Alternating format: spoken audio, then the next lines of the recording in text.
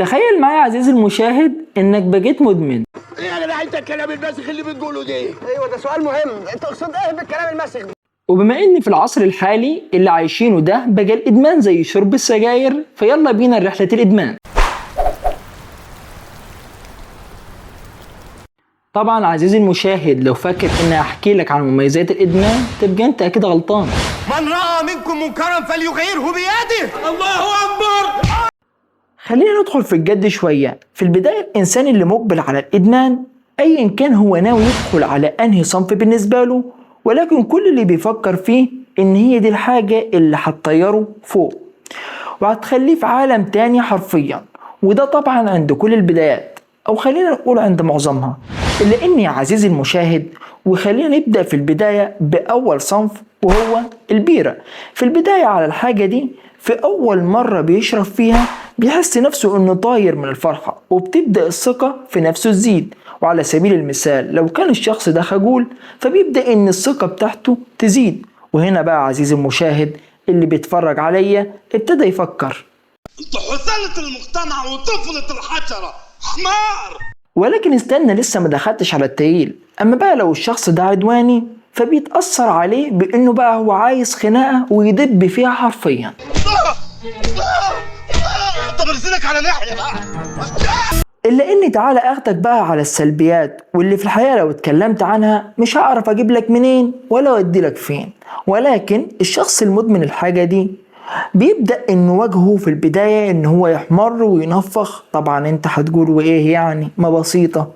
ناهيك بقى عن ضربات القلب اللي بتكون لا اما بطيئة وان هي تكون سريعة حسب استجابة كل شخص، وارتفاع ضغط الدم ودرجة حرارة اللي بتكون منخفضة، وضيق في التنفس وتهتها في الكلام. كان عدى عليك وصاب له يلا يا عم الحاج، يلا يا عم الحاج، احنا ناقصين لمخة في الكلام. وخد هنا انت مفكرنا لسه خلصت، غير الترنح في المشي وغير بقى حوادث السيارات. ما هو الشخص ده بقى ايه، بتلاقيه ان هو اصلا بياخد قرارات، والقرارات اللي بياخدها دي بتكون بطيئة، غير بقى انه بيشوف الحاجة اتنين.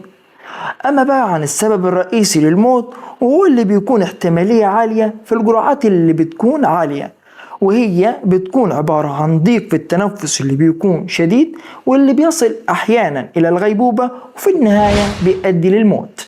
ولحد هنا اوعى تفكرني ان انتهيت، بل السوق العالمي في تطوير الفساد ده مش بيبطل، حرفيا بيصنع مواد مخلقة خصيصا لتدمير البشرية.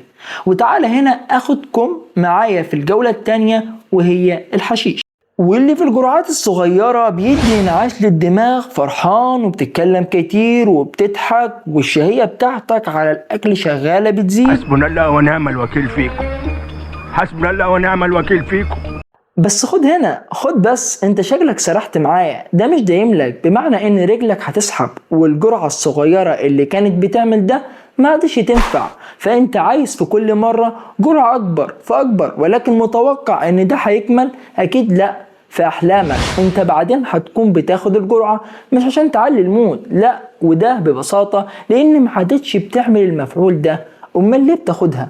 عشان بمجرد انك هتفكر تبطل هتلاقي ان في صداع ودوخة وضربات قلب سريعة وشلالات مية حرفيا نازلة من جسمك، غير الألم بقى اللي في كل جزء من جسمك وضيق في التنفس. اما بقى عن اضرارها، هي لو انت مكمل فيها فخد هنا اقول لك دوخة وتنميل وصداع وجسمك اللي بردان واحساس انك بتموت حرفيا وتهتها في الكلام الى ان ينتهي بك الطريق لغيبوبة او موت بسبب الفشل في الجهاز التنفسي.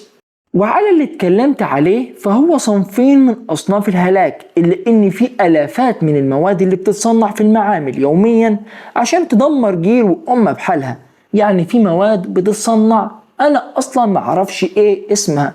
على سبيل المثال مادة زي الشابو، وهي مش محتاجة إن هي تدمر الإنسان غير بس عبارة عن كام أسبوع وتلاقي إن الشخص ده بيتقضي عليه حرفيا. وعلى كل الكلام اللي فات ده أنا كنت بتكلم عن شخص واحد بس وهو الشخص المدمن نفسه، ولكن هيك بقى عن التدمير اللي بيحصل في البيت اللي هو فيه، وتدمير أسرة بأكملها وأسر كتير، والتهيؤات اللي بتاجي للشخص ده اللي بتخليه يرتكب أفظع الجرائم واللي احنا سامعين عنها حاليا ومفيش شخص فينا إلا ما بيسمع أخبار عن كذا وكذا وكذا بدون حاجات عشان إننا ما هقولكمش الموضوع اللي بتقضي على روح إنسان أو إن هي تقضي على روح إنسانة ملهمش ذنب في أي شيء. في النهاية لا يسعني إلا أن أستدل بذكر من القرآن الكريم بقول الله عز وجل: واتقوا يوما ترجعون فيه إلى الله واتقوا يوما ترجعون فيه إلى الله ثم توفى كل نفس ما كسبت وهم لا يظلمون. اعلموا أنما الحياة الدنيا لعب ولهو وزينة وتفاخر بينكم وتكاثر في الأموال والأولاد كمثل غيث أعجب الكفار نباته ثم يهيج فتراه مصفرا ثم يكون حطاما وفي الآخرة عذاب شديد ومغفرة من الله ورضوان وما الحياة الدنيا إلا متاع الغرور.